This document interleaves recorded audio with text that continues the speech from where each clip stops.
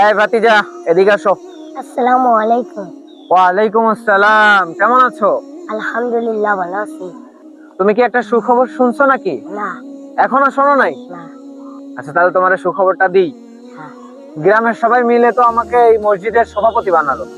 আলহামদুলিল্লাহ, আমি সভাপতি নির্বাচন হয়েছি। আস্তাগফিরুল্লাহ। ভাতিজা, তুমি আস্তাগফিরুল্লাহ বললে কেন? তুমি তো ভারী বেয়াদব। এখানে বেয়াদবের কি আছে? আপনি তো সুদখোর। খাল কেটে কুমির নিয়ে আসলাম মনে হচ্ছে, আমার বিরুদ্ধে কথা বলছে। তুমি তো আসলেই বেয়াদব। বড়দের মুখে মুখে কথা বলো। আপনি কোন যোগ্যতায় সভাপতি হলেন? গত বছরের মাহফিলে দিছি 2 লাখ টাকা, এই বছরের মাহফিলে দিছি 3 লাখ টাকা। তাহলে আমি ছাড়া অন্য কেউ সভাপতি হবে? আর এদিক ওদিক তো দান করতেই থাকি। যতই দান করেন না কেন, হারাম তো হারামই। দান করলে এই সুদের টাকা ভালো হয়ে যায় না। এখনো সময় আছে, ভালো হয়ে যায়। থাকেন, আমি গেলাম। ছেলেটা তো আসলেই ঠিক বলে গেল, অনেক পাপ করে ফেলেছি, আল্লাহর কাছে মাপ চাইতে হবে।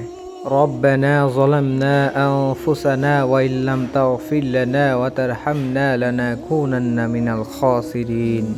আমিন। হে আমার প্রতিপালক, আমাকে ক্ষমা করে দিন।